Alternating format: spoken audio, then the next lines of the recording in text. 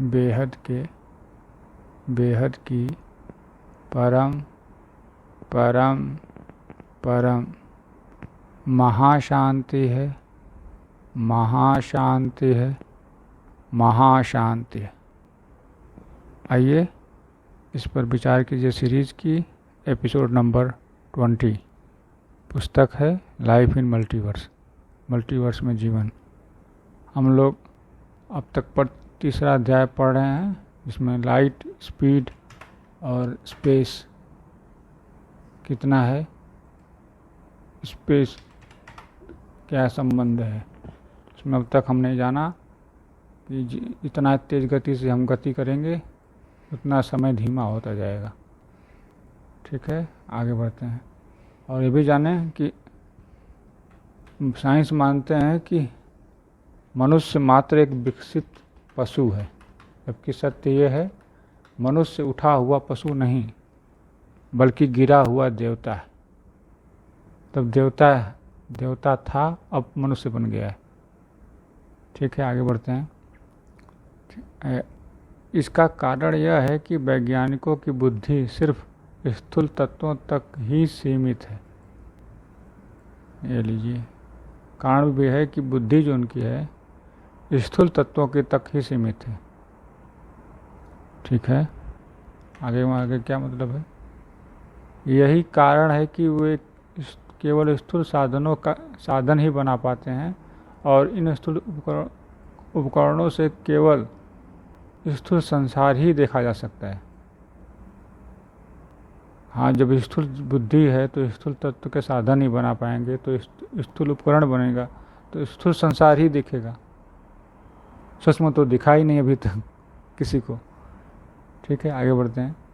जो मनुष्य आध्यात्म और ज्ञान का अनुसरण करता है उसकी बुद्धि भीतर की ओर मुड़ जाती और स्व यानी अपनी आत्मा पर केंद्रित हो जाती है। जो व्यक्ति अध्यात्म और ज्ञान का अनुसरण करता है, अध्यात्म और ज्ञान का, उसकी बुद्धि भीतर की ओर मुड़ जाती और स्व यानी अपनी आत्मा पर केंद्रित हो जाती, अपने आत्मा की तरफ मुड़ जाती है। मतलब यही कहना चाहते हैं।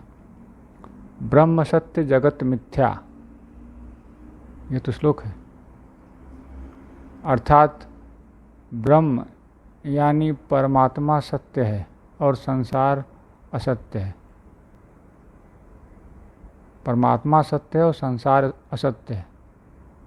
अब चूंकि आत्मा परमात्मा का ही अंश है तो इसका यह अर्थ हुआ कि सत्य हमारे भीतर ही है। परमात्मा सत्य, संसार असत्य। जो हमारे भीतर है वो सत्य, क्योंकि वो परमात्मा का ही अंश आत्मा है। इस पर विचार कीजिए। तो परमात्मा का अंश आत्मा है या स्वयं आत्मा ही परमात्मा है। इसलिए स्वयं के भीतर आत्मा तक की यात्रा करने से संपूर्ण सृष्टि के रहस्य उजागर किए जा सकते हैं। स्वयं के भीतर आत्मा तक की यात्रा करने से संपूर्ण सृष्टि के रहस्य उजागर किए जा सकते हैं। वो कैसे? अब इसका उत्तर तो आगे मिलेगा। वैसे शास्त्रों में लिखा है जथा पिंडे तथा ब्रह्मांडे, जो शरीर में है वही ब्रह्मांड में है। फिर भी देखते हैं आगे इसका क्या उत्तर मिलता है। इस संबंध में महान वैज्ञानिक निकोला टेस्ला ने कहा था, निकोला टेस्ला वैज्ञानिक ने कुछ कहा था। ठीक है, the day science began to study non physical phenomena it will make more progress in 1 decade than all the previous centuries of its existence. The day science began to study non-physical phenomena, it will make more progress in 1 decade than in all the previous centuries of its existence. क्या बात है, समझ में कुछ आया नहीं? बात हो गई नहीं, समझ में आया है कि ये अर्थ लिखा तो है नीचे। जिस दिन विज्ञान दिव्य तथा अव्यक्त प्रक्रियाओं का अध्ययन करना शुरू कर देगा तो एक दशक में ही वो इतना तरक्की कर लेगा जितनी पिछली सभी सदियों में नहीं होगी। वाह!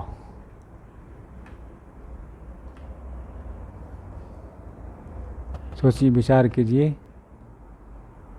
कि अगर अभौतिकी का अध्ययन करना शुरू कर दे वैज्ञानिक, तो एक दशक में जितना तरक्की कर लेगा उसका पिछली कभी सदियों में नहीं हुआ होगा तरक्की, एक दशक में जितना होगा। ठीक है, आगे बढ़ते हैं। इस समग्र विश्व में भौतिक दुनिया जो चर्म चक्षुओं से देखी जा सके वो 0.01% से भी कम है। मतलब 1% का भी 100वां भाग से कम है।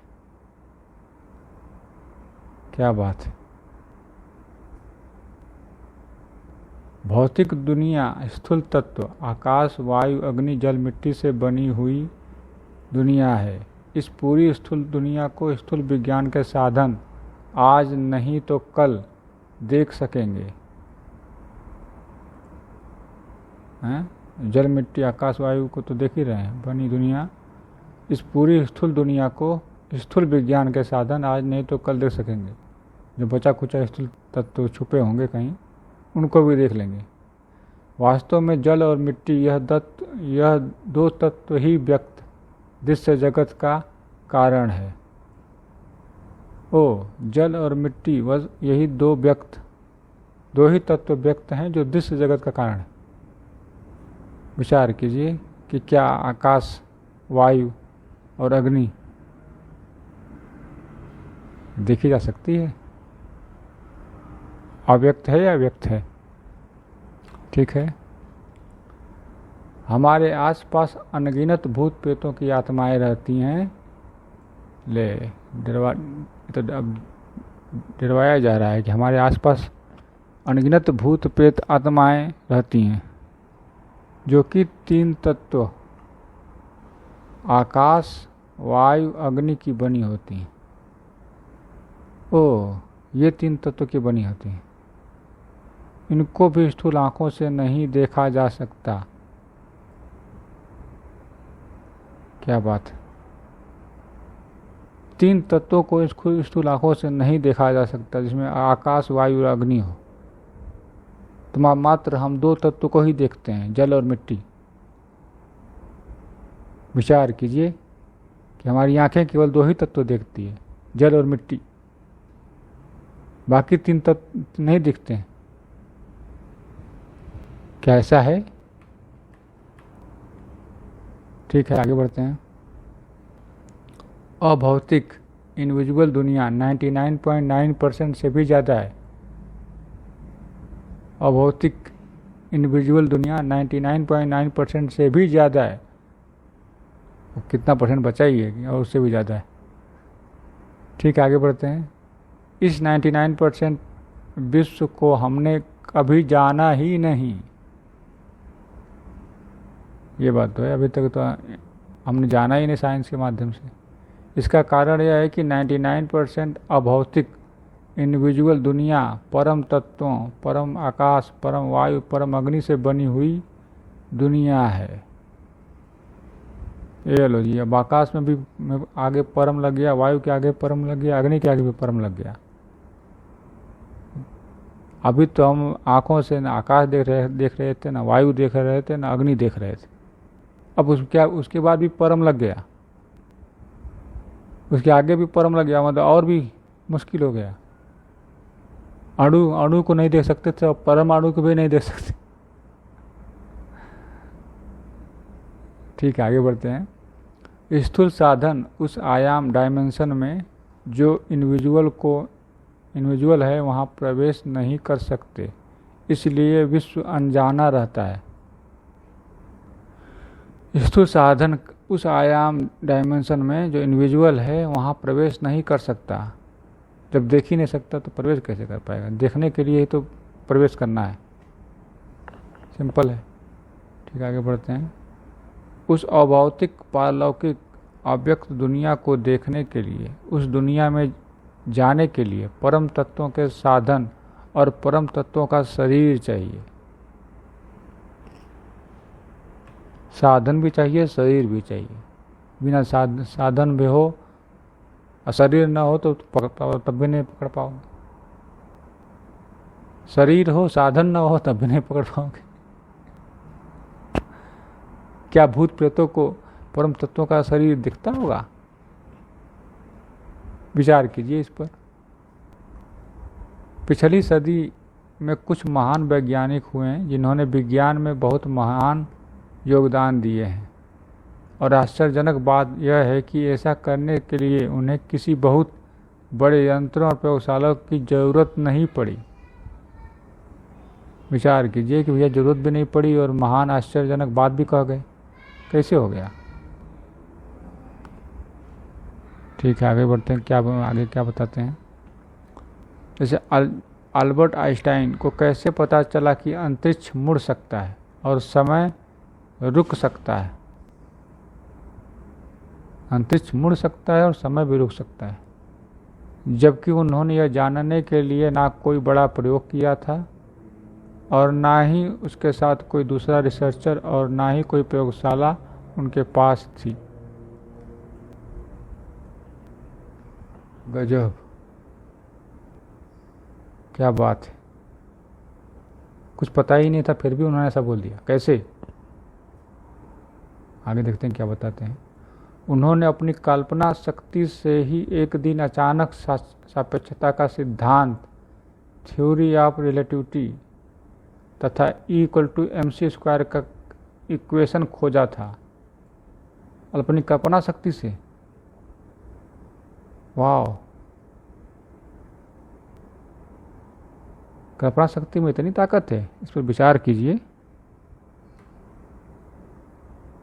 वे आंखें बंद करके अलग अलग दुनिया में चले जाते थे और ख्यालों के माध्यम से नए नए विचार लाते थे।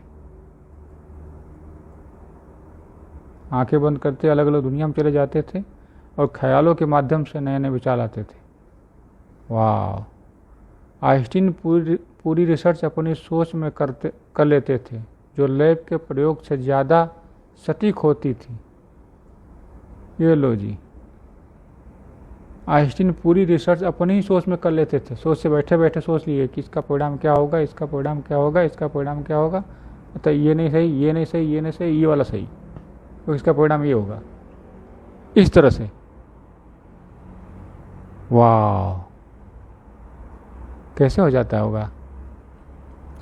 उसे वे थॉट एक्सपेरिमेंट, विचारों में प्रयोग करना कहते थे। विचारों में ही प्रयोग करना थे, थॉट एक्सपेरिमेंट। वाह,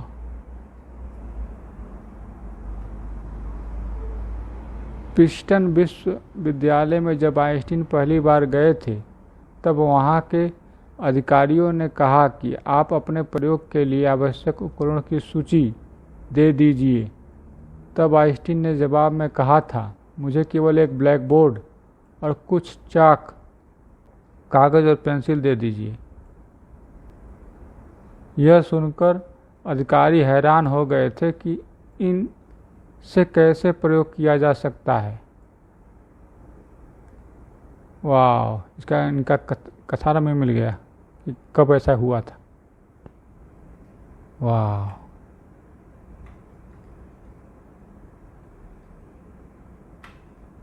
ठीक है, अगला पढ़ लेते हैं, अगला पैराग्राफ। निकोला टेस्ला ने अपनी पुस्तक मैन्स ग्रेटेस्ट अचीवमेंट में लिखा है, मेरा मस्तिष्क केवल एक रिसीवर है, ब्रह्मांड में ज्ञान, ऊर्जा तथा प्रेरणा का एक महान केंद्र है।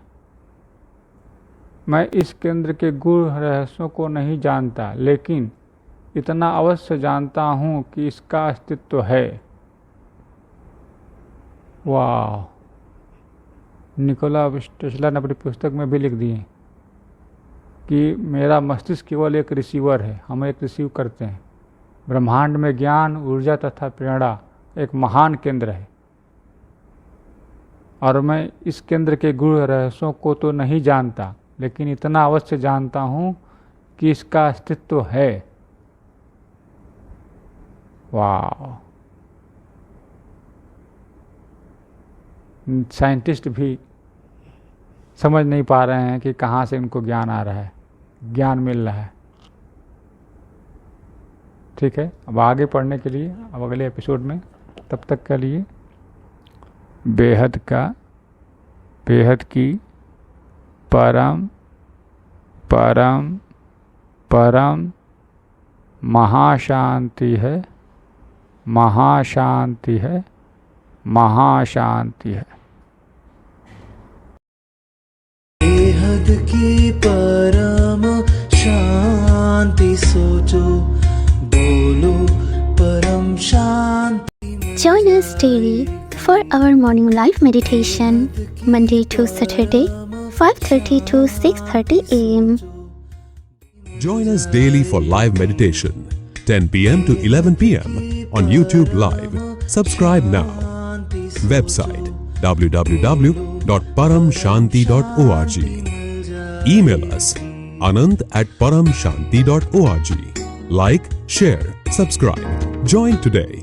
बेहद की परम शांति सो